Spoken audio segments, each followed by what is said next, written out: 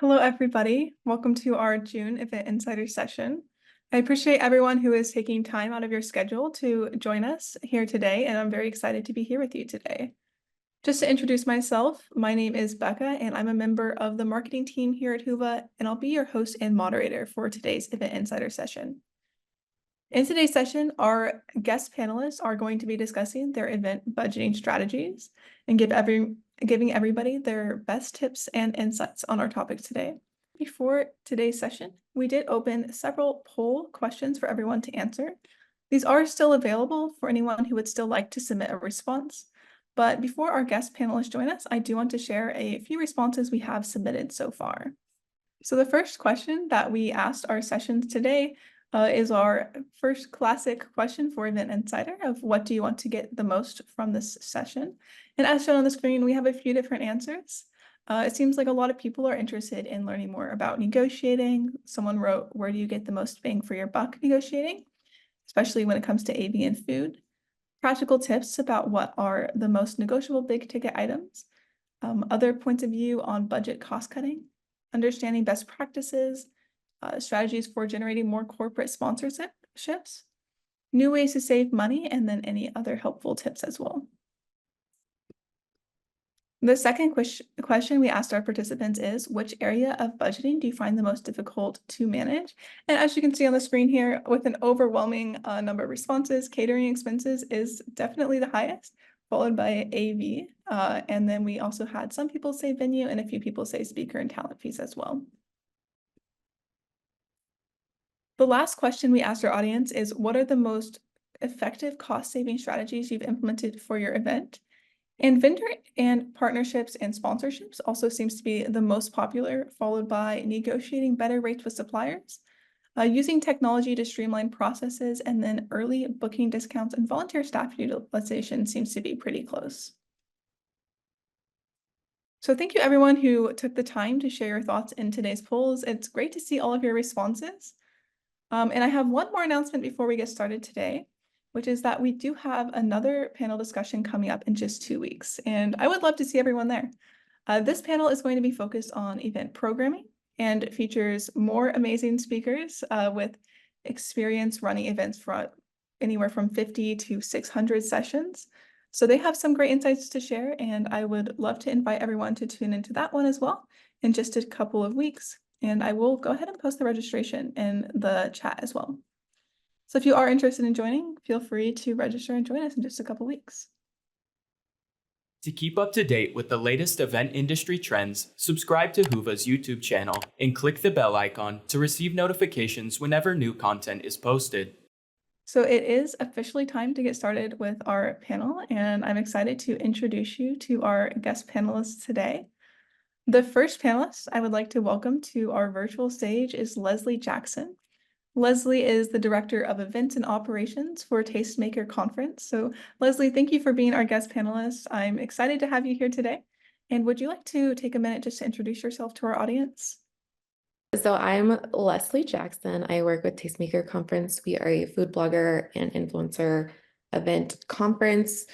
I've been involved in events for about 10 years, and it all kind of started when I volunteered to become a race director at our local rec center, and I fell in love with events then. I had no idea what I was doing, so it's been a long, bumpy road, but it's been fun.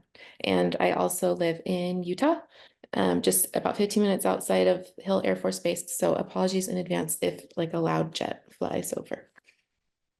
Thank you so much, Leslie. It's great to have you here today. Our next guest panelist joining us today is Doreen Rainey. So Doreen is the Director of Operations for Tyler New Media. Doreen, thank you. It is also great to have you here as one of our speakers today. Would you like to take a minute to introduce yourself to our audience? Yes, I'm so excited to be here. I am Doreen Rainey, and as she said, I am the Director of Operations for Tyler New Media, which is a company that supports Black entrepreneurs to start, grow, and scale their businesses. And so we do public conferences, we do private events for our clients. And prior to that, I also hosted women's events, conferences, workshops, virtual, in person. And so I'm really excited to have this conversation today because I think it's critically important as people plan events to understand the money and the budgeting. Absolutely. Thank you so much, Doreen. Our final guest panelist on the virtual stage today is Amy Wilson. Amy is the Office and Marketing Manager for the National Postdoctoral Association. So Amy, thank you so much for being here and welcome. Do you want to make an introduction as well? Thank you, Becca. Hi, everyone. My name is Amy Wilson. I am the Office and Marketing Manager with the National Postdoctoral Association. We are a nonprofit based in Bethesda, Maryland, with the mission of improving the postdoctoral experience by supporting a culture of inclusive connection. I've been with the organization for close to 13 years, and about 13 years is how long I've been planning events. I'm just really looking forward to speaking with everyone today. Awesome. Thank you, Amy. I'm very excited to have all three of you joining us today, and I'm really looking forward to hearing from you and your thoughts on our topic. So just to dive in, we are going to start with a couple of warm-up questions. Doreen, I'll go to you first. Can you share a little bit about the events you've run recently, including how many days, how many attendees, or anything about sessions, workshops that you'd like to share? So yes, we have 2 public events a year, which are typically in Atlanta, Georgia, which is where I reside.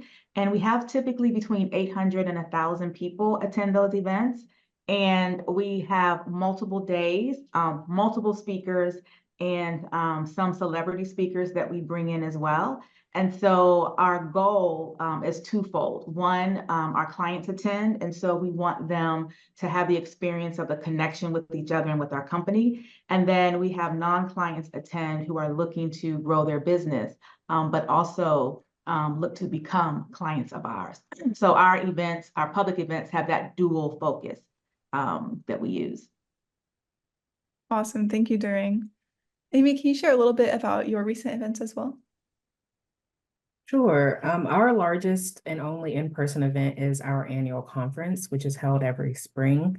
Our annual conference is the largest national conference and networking event dedicated to the postdoc community.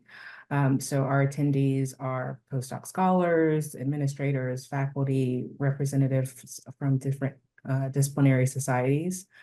And they are provided with an opportunity to gather and enhance their professional development and leadership skills. So our conference has evolved from 2 days to 2.5 days. And then in light of the pandemic, we scaled back to 2 days. And we are currently reevaluating to see if a return to 2.5 days is beneficial to our attendees. Before the pandemic, we were averaging approximately 430 attendees. And we're really close to returning to that number for our 2024 conference. A few months ago, we had 415 registered attendees.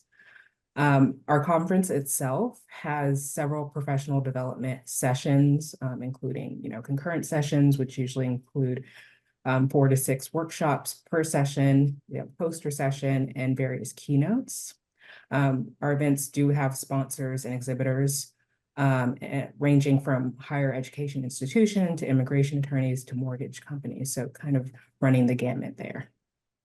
That's awesome. Thank you, Amy. Leslie, what about you? So our last event, we just finished up in March, and it's our big annual conference that has about 450 to 500 attendees who come. And it's basically a 3-day event because we have 1 day of like pre-funk events and then 2 full conference days. And we run concurrent breakout sessions, and we do have sponsors and exhibitors. And we have about 20 to 25 exhibitors, so just a small one. And then we also do a virtual event every September, and that sees about 200 like virtual attendees. And then we do random retreats throughout the year to different states, and we're doing our very first one in Italy next month, so that'll be fun. That's great. Thank you, Leslie. All right, the next question I want to ask is, throughout your event organizing experience, what have you found to be the most challenging part when developing or allocating your event budget? Amy, let's go to you first. For us, it is adjusting for each location. So our annual conference moves every year. So different cities, different venues. So every event has to be adjusted to accommodate that particular venue and that particular contract. So every hotel is going to have a different food and beverage minimum. They're going to have different room rates. They're going to have different service fees. Some of the hotels will be union, so you have to factor those things in. So that's probably the biggest challenge for us, is just adjusting to that and making sure that we're still staying consistent with the quality of our event, and also balancing that we're not going over budget with our expenses. Absolutely. Thank you so much, Amy. Leslie, what about you? What has your experience been like? Honestly, I could quote Amy. We also um, travel to new locations every year, and just, going from like Portland to New York City, like vastly different costs. And then just, it's so hard to prepare when you're going in blindly like that. So yes, I would just say what Amy said, basically. Awesome. That makes sense. Thank you, Leslie. Doreen, what about you? Similar to what they said, our public events are always in Atlanta, but when we have events for our clients, we tend to travel around both in and out the country. And so what they said plays a factor as well. But also we look at the different buckets for our budget to see if there are areas where we have some non-negotiables as we go into the event. And then if there are some areas that we know we can play with, if we need to make adjustments to the budget as we get into the planning. And so things like our, venue, our AV, our branding, those are things that we know have to take place. And then when we look at things like our speaker budget, or we look at things like entertainment, or outings and networking type events, we know that we have a little bit more leeway with that. And so as we're starting to plan our budget, we kind of separate what are the non-negotiables and then what are things we can play with as we start getting into the planning phase. Awesome. Thank you, Doreen. And that leads really well into our first topic for our panel discussion today. So I do want to hear a little bit about your budgeting strategies. Doreen, we'll go back to you for our first question. What steps do you take to break down your event budget to make sure all of the necessary items are included? And are there any commonly overlooked expenses that should be considered? So for our budget, we look at what are going to be our hard costs and what are going to be our soft costs. And our hard costs are whether one person shows up or 1,000 people show up, we got to pay this same price. So when you think about your AV, if you think about your meeting space, if you think about if you do any type of branding, if there is some travel involved where you're bringing people in or you need to bring team and staff in, we know that when we're preparing our budget, that this piece is going to have to be paid regardless. And this is what it's going to cost. And then we look at our soft costs, which are based on number of attendees. And so if you think about things like swag, if you look at your meals, if you look at program books, anything that you need to print, those are soft costs that can fluctuate with the number of attendees. And so we typically go a little bit higher on that, or we try to see the ideal situation, this number of people, this is what it would look like. So we can get a real clear picture of what our maximum budget would be. And once we have those two things and we look at the total of that, then we can decide, nah, we got to adjust a few things because that total isn't where we want it to be. Or we say, we know that this is the top because we've maxed out our attendees. And so that's kind of our starting point for our budget. And then we also take that budget and then compare it to the revenue that's generated either through registrations or if you're offering anything at your event or selling anything at your event, which also helps us determine what our registration costs will be, so that all the numbers make sense and that the math is mathing from hard, soft, and number of attendees and registration costs. Awesome. Thank you, Doreen. And I know we'll get a little bit more into the details as well later on in the panel as well. So that's great. Leslie, let's go to you. Can you share a little bit about your steps for breaking down your event budget to make sure everything's included? Yeah, so every time we start a new event, I basically I've created a document outline because to go through like each step by step of what I think I will need for that event.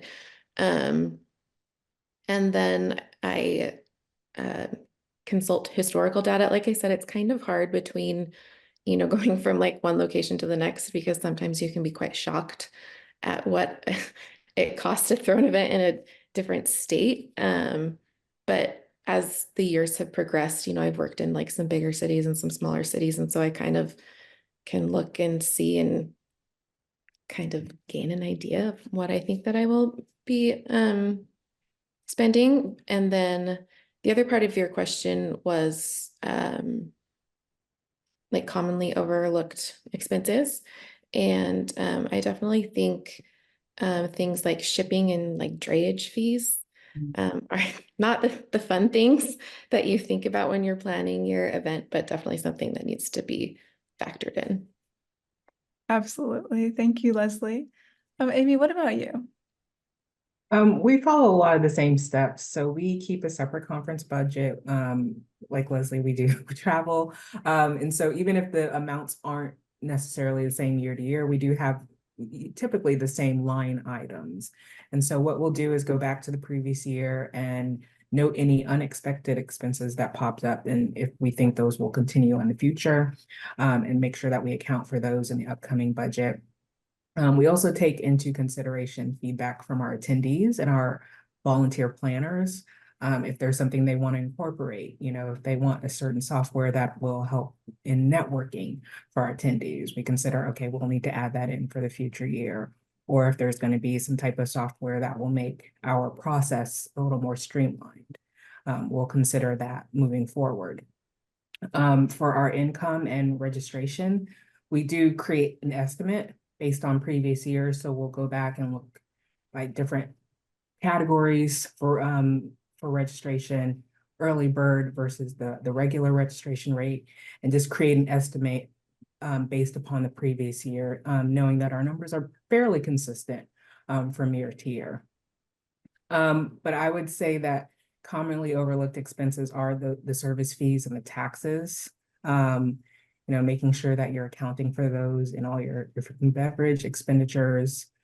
So we're a nonprofit and we're tax exempt in Maryland, but only in Maryland. And as we're moving from state to state, that certainly is a factor. You can apply for tax exemption in other states, but it's not likely because we're not necessarily doing business in that state consistently. Another thing you might want to look for is fees on your credit card transactions. So many of our members pay by check for their membership dues, but around the conference, we always see an increase in credit card payments. So that's just a little thing to consider, is that is another fee and another line item that you might want to consider. Absolutely. Thank you, Amy. And I know that Doreen was talking a little bit about hard and soft costs and balancing the two. So I do want to ask Amy and Leslie, both of you, a little bit about your strategies for balancing the fixed or hard costs with the more variable soft ones while maintaining the quality of your event. So Amy, we can go back to you first. Sure. So as mentioned, there are certain things that you're going to have to pay. You have to pay your food and beverage minimum. You have to pay AV cost. You have to pay travel for your staff to get to the event. So we typically budget those first and know that there isn't as much leeway maybe to deviate from those costs. We'll still look and see how we can cut costs. Maybe for the food and beverage, we can cut breakfast, or we can do a different option that will bring us a little bit closer down to that minimum. For AV, choosing not to record sessions. We were doing that in the pandemic when we had a virtual event. That's several $1,000s. And so we look back and we're saying, maybe that's not something that's as beneficial. We're not getting the higher viewership on that. So that's something that we can cost while still maintaining the quality of our event. And with the soft costs, we typically have more flexibility to reduce them or cut them completely. We decide their value. Do we need a step and repeat for the event? Can we reduce the amount that we cover in travel for our speakers and our leaders? So just little things like that. They might not be major cuts to your budget, but even the littlest things can add up. For sure. Thank you so much, Amy. Leslie, what about you? Can you talk a little bit about how you balance the two? Yeah, so I mean, as everyone mentioned, there certain things you just have to pay for. So obviously prioritizing those things. Something that I think might be a little unique, like compared to like maybe what Amy's doing, is that our events are influencer events. And so like um it like matters what everything looks like, and that can be pretty tricky sometimes when the margins are a little more slim, but definitely like looking and trying to like prioritize like what your most impactful moments are going to be. Like when they walk into the event, they're like, wow. And then maybe your main stage, is another good place to have like prioritized, I guess, soft costs, because decor can really, vary. Um, and I think that's what we do, because like with the different events, like we've been able to have super cool themed rooms when we've been at locations that are less expensive, and then we have to cut costs when we're at locations that are more expensive, and being really strategic with our wow moments. That makes sense. Thank you for sharing, Leslie. All right, so I know that everybody is faced by some sort of budgeting constraints. So I do want to continue our discussion by asking, what innovative approaches have you used to meet event budget constraints without relying only on your organization's cash reserves? Leslie, let's go back to you. Yeah, so we are a very small team and small budget, small business, all of the smalls. Um, so we really do have to kind of use ourselves sometimes for certain things. And one of the things that we do is we actually build a lot of our activations at our event, and we like find stuff on Amazon, like cheap bookshelves and rugs and fake plants or whatever. And then after the event, we donate those items to local charities. And then you can also use that as a tax write-off. So kind of helps. That's awesome. Thank you, Leslie. Amy, what about you? Well, similar to what Leslie says about Amazon, we've done that. So we have a poster session at our event where our attendees can display posters about their programs or things that they're implementing at their institution. And for years, we would rent these from local companies. Again, moving year to year, we always had to kind of search and find these vendors. And it could be pricey, a couple $1,000s. They're coming in typically on weekends because our conference is Friday to Saturday. And so you're considering all those costs, the labor that's involved with that.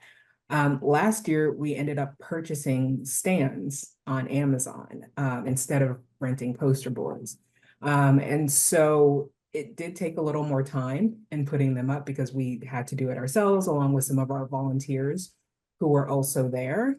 But this will cut down our costs moving forward because they are ours and we now own them. And yes, we'll have to ship them, but the shipping cost is significantly lower than the poster boards, renting those years by years. So that's something that we implemented this past year that really helped us and we think worked for us the first time we tried it. That's great. Thank you, Amy. Doreen, can you share a little bit about your approach to meeting your budget constraints as well?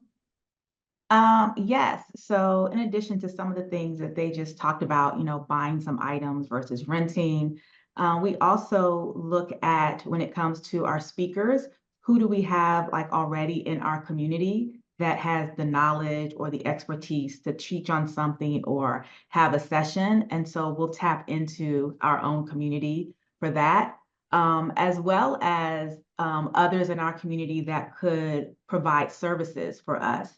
Because our public events are fairly large and they have the opportunity to network and connect with other business owners who might use their services as well. We're also able to look at, some things that we might need for our networking event, photo booths, things like that, that could either be at a reduced cost or just a part of someone who just wants to be a part of what we're doing and participate that way.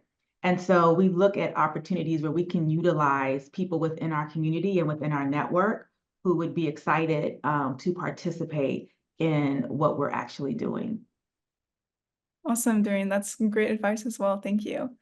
I know from our polls today that the cost of event vendors is one area that a lot of people in our audience find challenging when it comes to budgeting. And a lot of people are also really interested in the topic of negotiation. So I do want to spend a little bit of time talking to our panelists about that as well. First off, I want to start by asking our panelists, when selecting vendors and venues, what are your top questions to ensure that they can meet your event's needs as well as your budget? Doreen, let's go back to you.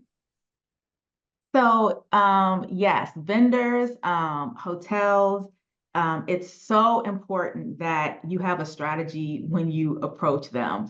And we've seen things with inflation, we've things coming out of the pandemic where vendors and venues are trying to make up costs, or we might see increases in costs. And so it's important in your approach to, first of all, be really clear about what your expectations are and what your needs are, so that you can find someone who can meet your needs, but you don't necessarily have to pay for someone who can really like blow it out if you don't need things like to be blown out. Like you think about if you use a video crew to come capture social, to come capture BTS or behind the scenes stuff. You know, a lot of times you can get students or things at film schools, but if it's like AV, like you don't want to, you know, necessarily look for the cut cost in there. But some of the things that I think that you should approach them with, first of all, is very clear about what you need. Secondly, is you need to know what your budget is, what your real number is, because you may have to walk away. And the only way you know if you need to walk away is if you really know what your real number is. And once you have your real number, just keep it to yourself. Don't be the first to share it. And I typically always go in low of what I know my max number is. And so some of the questions I ask is, how many times have they done events similar to ours? Do they have any footage or portfolio of their work to make sure that it aligns with the type of work that we're looking for, the results that we're looking for? And then also I want to know about their team and their staff, because sometimes you can do a contract with a vendor and you think you're getting like the owner, or you think you're getting the team that you may have seen at another event. And then someone else shows up that may not have the same level of skill, or that person you thought was going to be there doesn't show up. So just getting really clear about who's on the team and who's going to be at your event, doing the thing in which you hired them for. And then also make sure everything, it has a contract. I know that sounds like event planning one-on-one, but I come across people all the time who, yeah, we texted and we emailed and I think we're good. And so to be clear about deposits and cancellation policies, and in this day and age, just who owns the rights to certain things. If they're shooting your event, or if they're creating content for your event, or even if they're creating graphics and things like that, just making sure that you own that content. And nowadays, making sure that they're not feeding it into any AI system to use to develop their AI.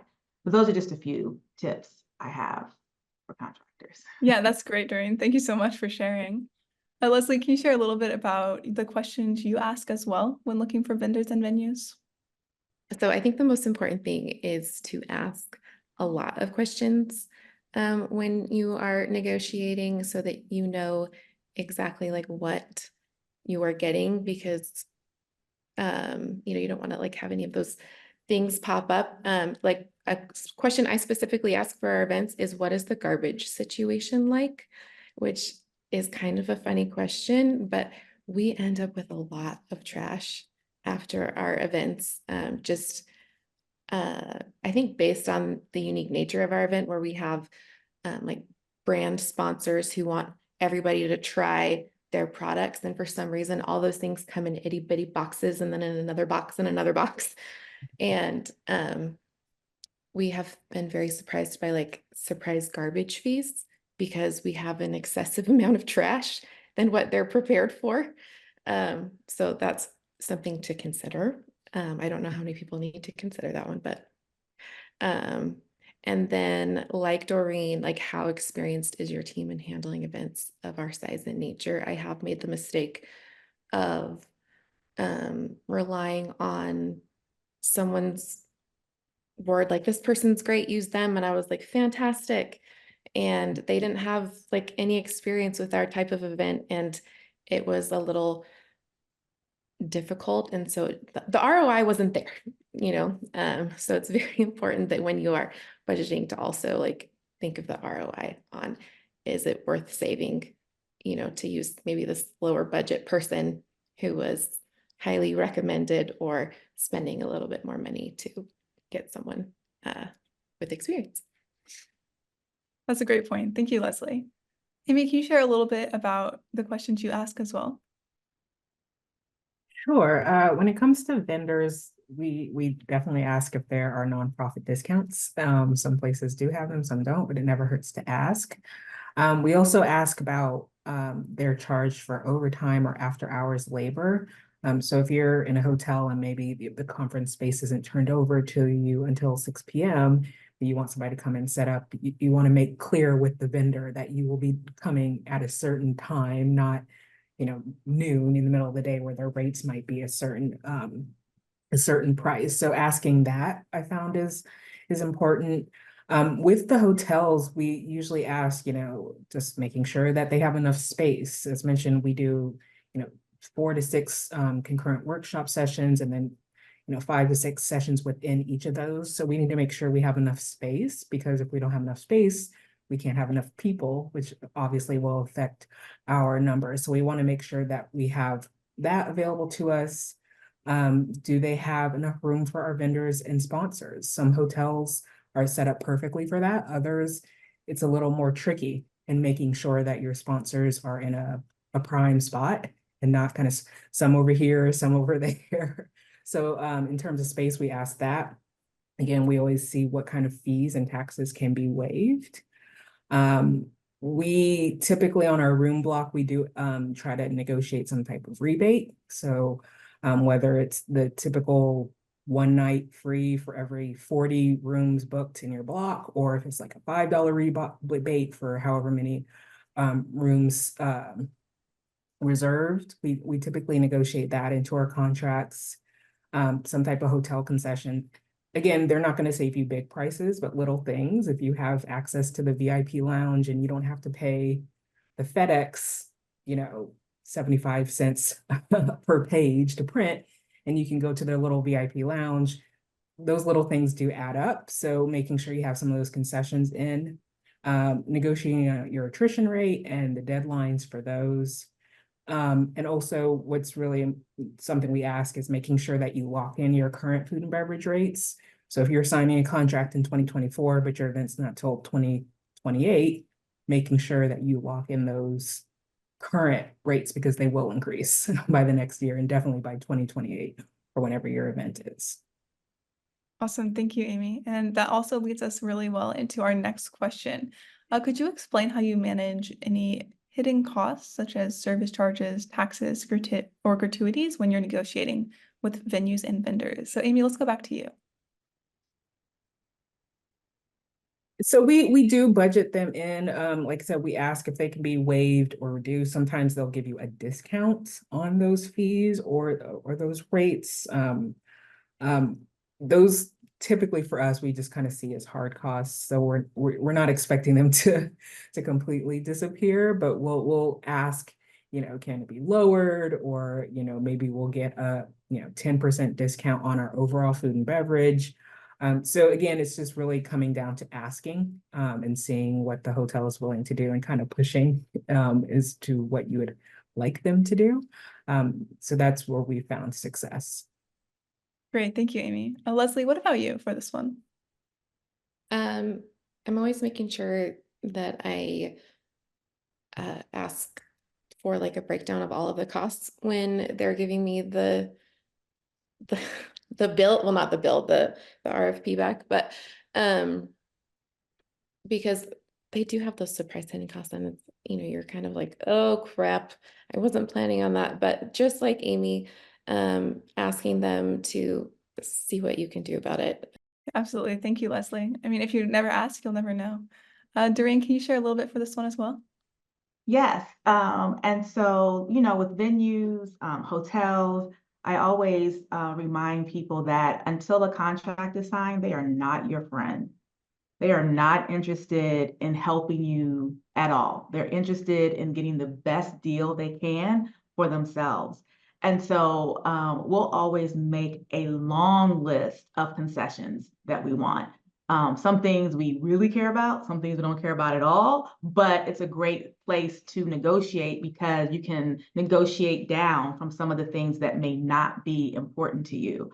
And so similar to what Amy was saying, starting with all of the concessions, we want, a rebate, one room for every, we might start at 25, right? Because we may end up at 30 or 35, on that. We ask for, don't charge us if we bring in outside AV. A lot of times companies or whole venues, they might say, we have our own vendors and you don't have to use them, but then they want to charge you for not using them. And so we'll say we don't want to be charged if we come out with our own AV. We ask for concessions around room upgrades. If you have any VIPs or if you're president of or the owner of the event, we want some suites put in and we want a discounted rate or we want it upgraded based on our room block. We ask for, complimentary, little snacky things for like VIPs. And those things don't seem big, but if they're on the list, then it's like, well, we'll let the VIP snack go if you, don't charge us for outside AV. We also look at parking, like what can we do for parking? We also look at for our attendees, can they get coupons or discounts to the hotel restaurant or to, something that may, some other things that may be at the venue. We also talk about like internet service and if the meeting space is going to charge us for our internet lines. And I learned this the hard way, the speed of the internet lines. Like now they want to charge you for different speeds. And so you got to negotiate. We want the fastest speed at the lowest speed price. And so it really is like, and if you're not sure what you can ask for, you can go Google, you can go into AI and say, give me 50 concessions to ask for when I negotiate with the hotel. And they're used to negotiating. So don't feel like you are someone, oh, they're gonna think, they're used to it, people just don't do it. And so don't be shy about it. Make your list. Think about what's non-negotiable. Think about what you're willing to throw away, and then really stand your ground. One of the best negotiating skills is patience and silence. Like I'm gonna ask, and I'm not saying nothing until you let me know. So those are some things that we look at with the venues. That's great advice. Thank you, Doreen. I also want to ask in terms of negotiating and just the partnerships and sponsorships as well. What steps do you take to structure the financial part of any partnerships or sponsorships to help build long-term value beyond a single event? Leslie, we can go back to you first. Yeah, so we've really been like drifted away from the traditional tiered sponsorship packages of like platinum, gold, silver, and we offer really customized sponsorship packages. We have the traditional like title sponsorship, but we also do like breakfast sponsorship and the Wi-Fi sponsor, and we have what we call the tech hall, which is basically like exhibitor, but just for tech sponsors. And it really has allowed us to get really specific on the deliverables that are important to the sponsors, which helps us secure more sponsors. And then we also, our sponsorships are year long. So it's not just our one big annual event. It's at our virtual event. You're mentioned in all of our like our podcasts or our webinars, or we also have an online community, so you can post in there and do different things. So just trying to be like really intentional about what is important to the sponsors and making things customized so that they are more happy. That's awesome. Thank you, Leslie. It sounds like even when it starts from just one event, all of your sponsorships are structured to be more longer term as well. So that's great. Thank you. Doreen, can you share a little bit on yours as well for the sponsorships? Yes, similar to Leslie, we're not necessarily in this day and age looking for kind of those one-offs. And so we really look to how can we create a partnership with a select few companies or organizations that really buy into our mission and really want to be a part of the results that we're creating inside of our community and for our business owners. And with partnerships and sponsorships, relationship is everything. And so one of the lessons I think is important to remember is that you know your event is great, you know your community is great, you know that they might be interested in the services or products that a particular sponsor would offer, but that particular sponsor or company doesn't know that. And so it's our job to build a relationship with them, to let them see that there is an opportunity for an ROI. And being mindful that all partners and all sponsors, they have a business objective as well. And so it's not enough that you have a great community or that you'll get a lot of eyes on their things or items. They really want to know what's in it for us. And to that piece on customization, what we've been finding is, some people were like, we don't even want to be at your event. Like, we don't want to drag our team out. We don't want to put a booth up. But we do want to get in your Facebook group and have a conversation with people. We have a very active Facebook group, over 40,000 people, and that might be more attractive to a partner or a sponsor for us. We also focus on the tools or resources that our community can actually use, and giving demonstrations or being able to show how this could be applied in your business for our sponsors and partners are very important to them as well. And so I think to be able to take a step back and think about your top 25, like if you could partner or you could have a sponsor, what would be the companies that you know would be ideal for the audience that you serve? And then I would create a campaign around that, like reaching out, whether it's intros in LinkedIn, whether it's actually inviting them out to an event or inviting them to something virtual that you may have going on so that they can get a feel for what it is you do. And they can also get a feel for how you, what your values are and what you stand for, because when you partner and sponsor with someone, you want those same values and what you stand for to align so that it makes sense to your community. And then also when you're customizing, to look at, again, whether it's an annual partnership or whether it's a multi-year partnership or whether it's a 1 year with this option to like renew, and there's a certain time frame to think about that as well. And then the last thing I'll say is that it's so important for you to understand the metrics of what creates the win for your partner or sponsor. And so whether that is, hey, we want X number of leads, or hey, we want the opportunity to give something away, or you have to be clear so that when you activate that partnership, you can make sure that you are incorporating things into your event, into your program that helps that partner reach their goal. And the last thing I'll say is partnerships and sponsors sound great, but I know people who have just completely moved away from sponsorships and partnerships because of the results that they need to be mindful of for their partners and sponsors, which actually takes them off of what they're trying to do at their own events for their members or their attendees or their clients. And so, yes, money's great, but you got to make sure it's the right money that aligns with what it is your event is trying to do. Thank you so much, Doreen. Yeah, alignment at the end of the day seems like a very vital part when finding both partners and sponsors for your event. We are going to be going to the live Q&A part of our panel very shortly, but before we get there, I do want to ask just a couple of more questions focusing on risk management and then analyzing the budget as well. Amy, I want to go to you. What risk management practices do you use in your budgeting process? And what is your strategy for deciding how much of a cushion you need? So something we've implemented into our event budget is to have just a contingency line, just consistently have that in there. 9 times out of 10, we've never needed to touch it, but it also allows us to have a little leeway in our budget.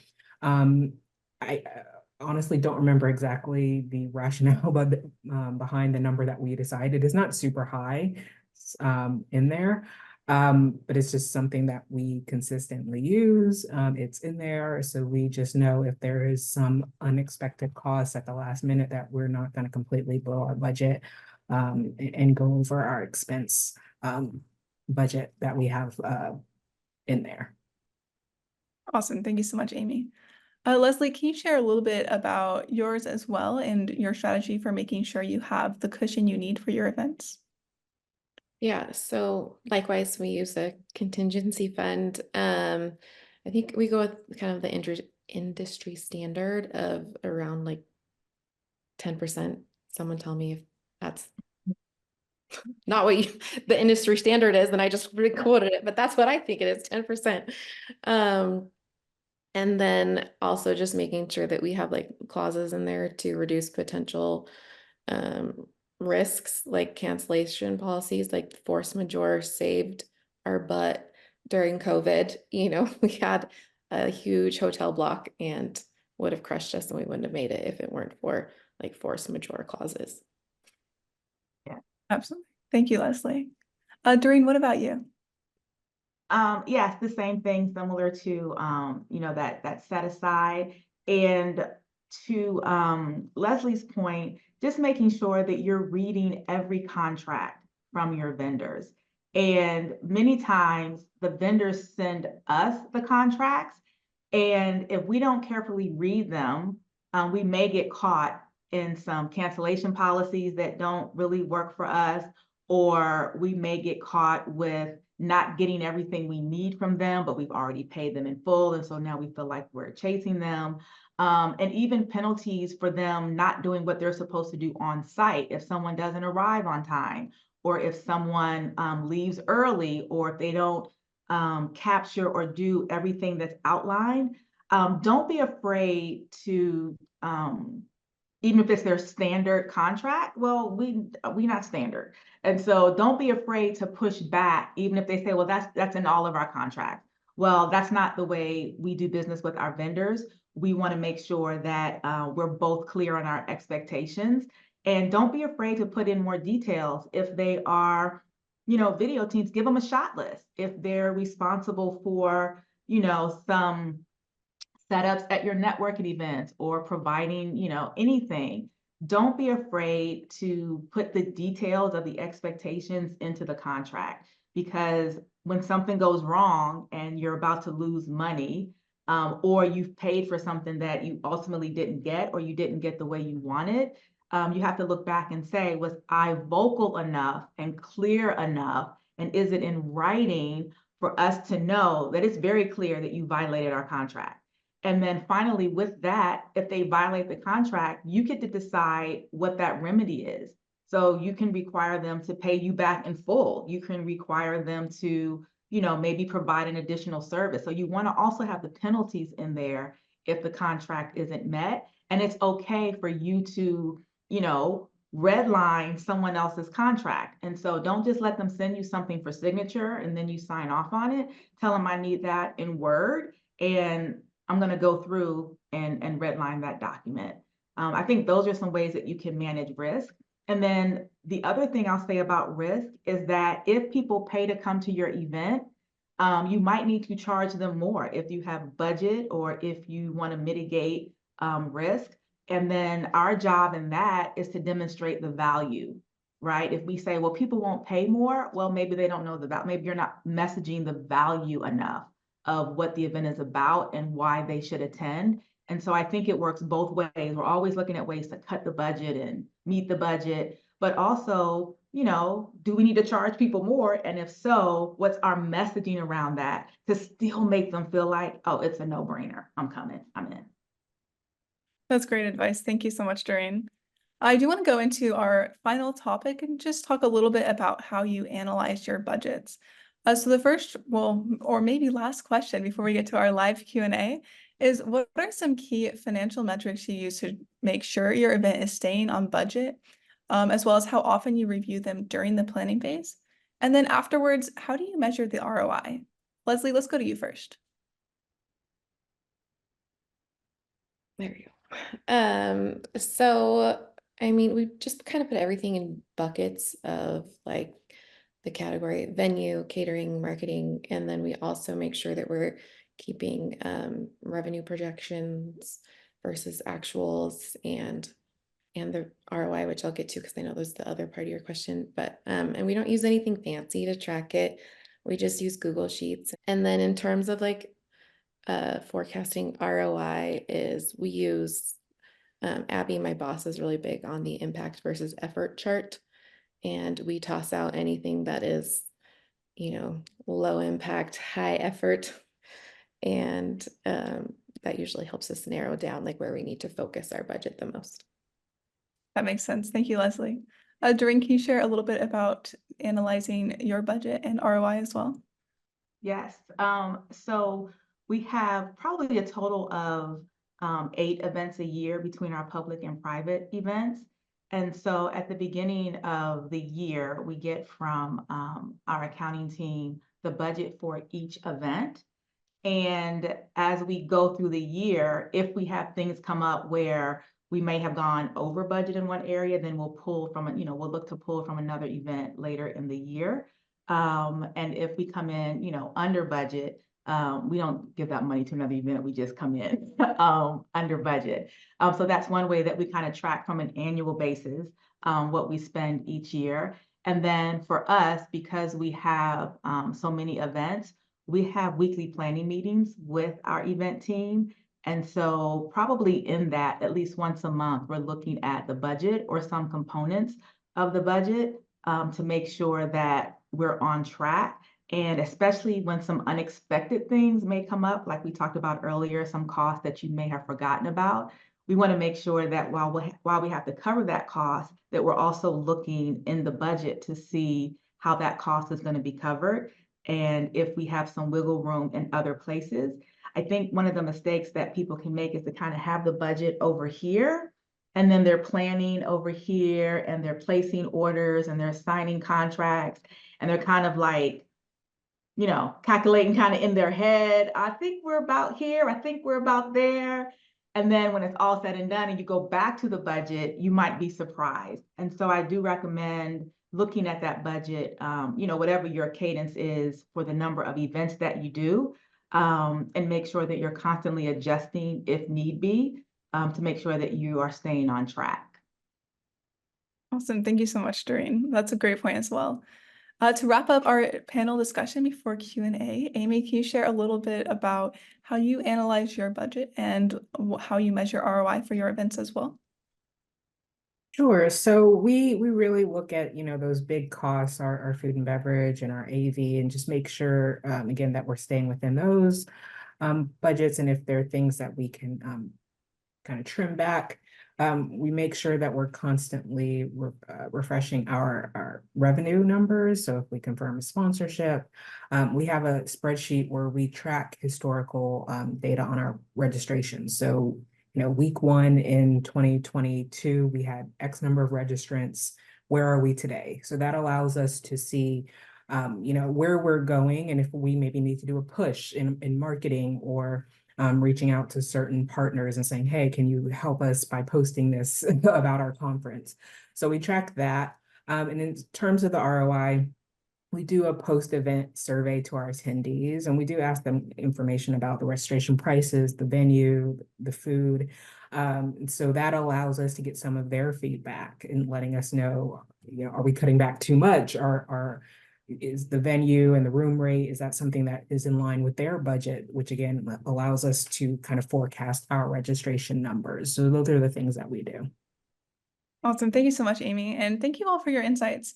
This is going to wrap up our panel discussion. So we'll go to some Q&A from our audience. We do have quite a few questions, and a lot of people have been voting on them as well. So it seems like there's quite a bit of interest. But our most popular question today is, for conferences that move year to year, do you find there is a percentage increase to expect in overall cost when you move from a tier 1 city to a tier 2 city? And similarly, would you say that union venues are a percentage more than non-union venues? This question is from Matt.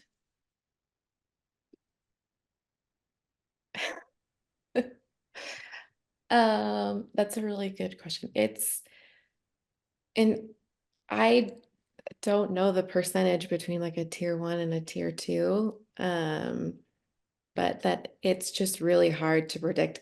I will give you a backstory that in 2019 when we were in Portland, we paid around like 18,000, 20,000, I think, for AV.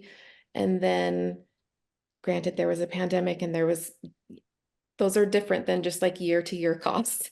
But our next event was in New York, or excuse me, in Chicago. And AV at that next event was $60,000.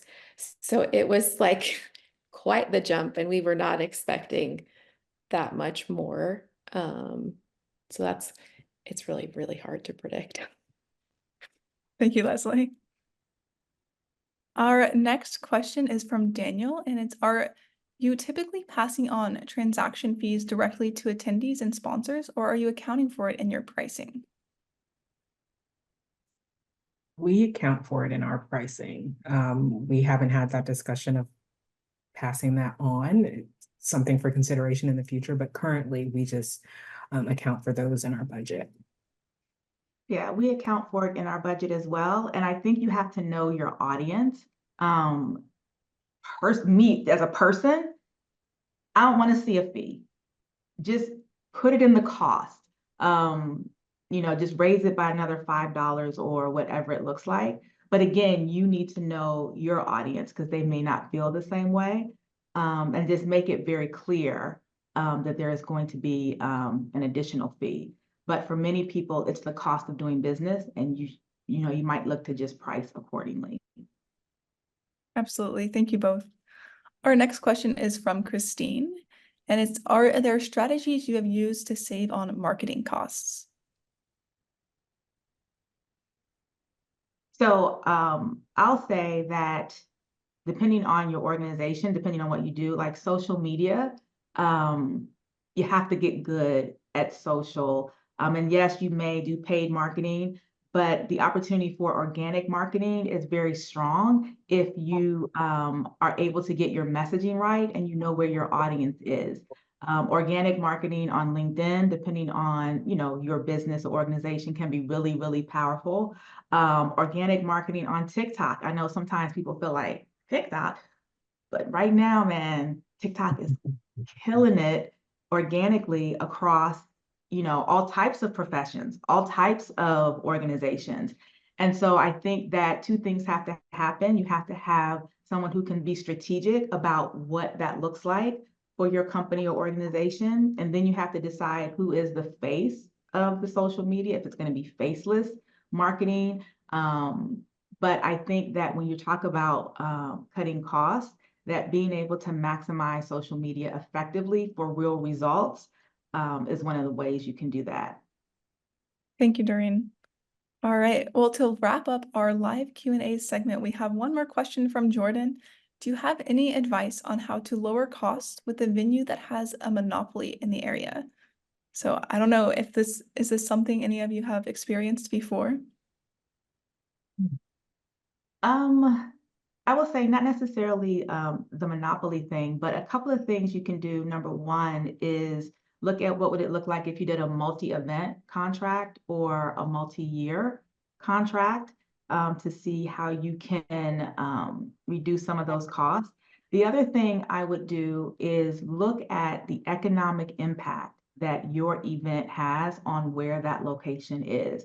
So like, for example, as I said earlier, if that place has a restaurant in it, or if it's in an area where there are other shops, to be able to say, hey, when our group comes in, there's, one of the things that we do, like there's a Starbucks in one of the places, venues we use. We know that Starbucks makes, exponentially more during our event than even with other events that they have. And so how can you capture some of that data to say, hey, our people on average order, $75,000 worth of room service while they're here. That's going to the hotel. So I also think that the best you can see the impact of your event, you can also find ways to negotiate. Awesome. Thank you so much. All right, it is a little bit after the hour, so it is time to wrap up today's Event Insider session. Leslie, Doreen, and Amy, thank you all so much for being our guest panelists. It was great having you. I know I loved hearing your insights, and I'm sure our audience did as well. So thank you so much for being here today.